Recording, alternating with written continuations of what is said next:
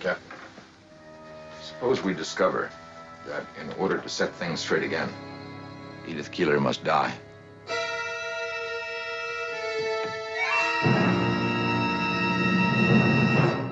Brilliantly moving, few Star Trek episodes generate more pathos or despair than The City on the Edge of Forever, a sci-fi worthy of haunting admiration.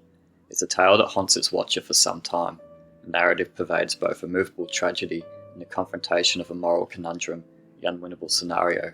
It's powerful science fiction, cleverly constructed with wonderful tones of romance, humour, and a slow building of tragedy that pulls at the heartstrings.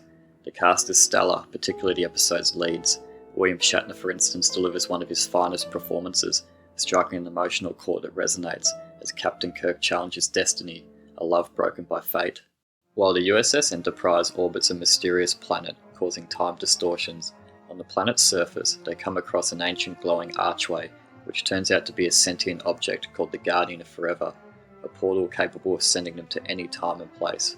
When a temporarily insane Dr. McCoy accidentally jumps through the portal, the landing party instantly loses contact with the Enterprise, and the Guardian explains that McCoy has altered the past to such an extent that the Enterprise and the reality they knew no longer exists. In response, Kirk and Spock follow him through the portal to prevent a disaster, but the price to do so is high. From the outset, the look and overall tone of the planet the Guardian itself inhabits is ominous. It broods an almost reawakening of a forebodingly dark and forgotten world. It screams warning to those who enter. The Guardian Forever is a fascinating plot device, appropriately conveying the right amount of uncertainty for the purpose of existence, because it isn't necessary for the narrative. The Guardian subtly reminds us of the story of the monkey's paw, an item of sinister intent, being prone to twist wishes in order to unleash the worst outcomes. The wishes come with an enormous price for interfering with fate. Often the Guardian's tone derives a certain universal absolute. What is said must be so. There's a sharp absence in humanity, a riddled speech that instills in our characters the grave significance their actions could have on the reality of time. It speaks volumes once Kirk and Spock return after accomplishing their mission, but everything has changed.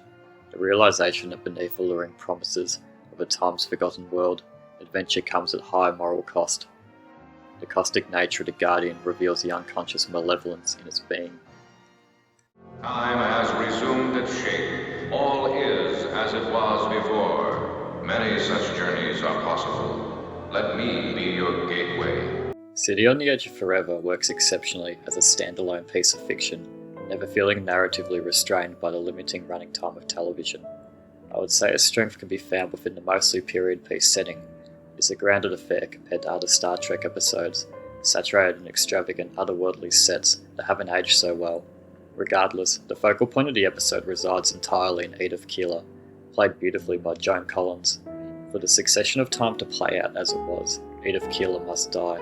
This ultimately prevents millions from dying who would not have if she was not to be saved by Dr. McCoy.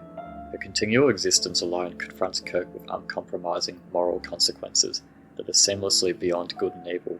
It's moral peril. To save her would be the erasure of his own past, the future he knew itself, or to let her die, prevent McCoy from intervening with fate, to take sole blame for the death of the one he loves. Do it or don't do it, you will regret both. Whether Kirk knew it or not, the words, "Whatever it is, let me help," gestured by Keeler on their first walk as perhaps the internal conflict within, that both resonates and shatters Kirk's moral duties. It's the voice of the heart telling Kirk to do something. Who's to say when the exact time will come? Save her. Do as your heart tells you to do. And millions will die who did not die before. The story wouldn't work if we didn't care about Edith Keeler, but we do. It's her optimism, her practical altruism, her prescient visions of the future that make her an intriguing heroine. She was a woman of the future born in the wrong time, a world leader who should have been, but never was. Her performance is what carries the weight on Kirk's decision. Without it, the emotional toll is far less significant, nor memorable. It is the narrative's deliberately slow reveal of her fated death that strikes an existential chord. Uneasy decisions are demanded, and destiny demands a tragedy. To touch on the supporting cast, Leonard Nimoy is terrific as the voice of reason, Spock. Beneath the stoic veil, it is evidently clear he sympathises with Kirk's moral plight, however can only offer support the way a Vulcan can, logic and reasoning.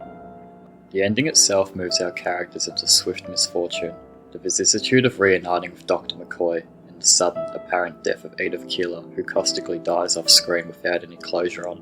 It possesses shades of the film Chinatown. Although released much earlier than Chinatown, the tone and tragic nature are nearly the same. It leaves a distinct bitter absence. Possibly the most demoralising part is that Kirk not only let Edith die, but that he had to physically stop McCoy from saving her life too. I could have saved her. Do you know what you just did? He knows, Doctor. He knows.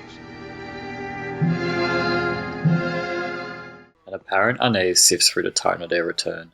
The atmosphere is dreadful, a decaying sense of hope, no bright tomorrow. Scotty and Uhura seem appropriately puzzled at McCoy and Kirk's lack of enthusiasm. Only Spock can deliver that line. We were successful.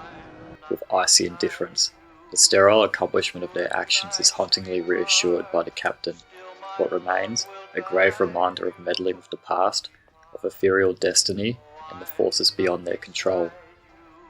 The most painful state of being is remembering the future, particularly the one you'll never have.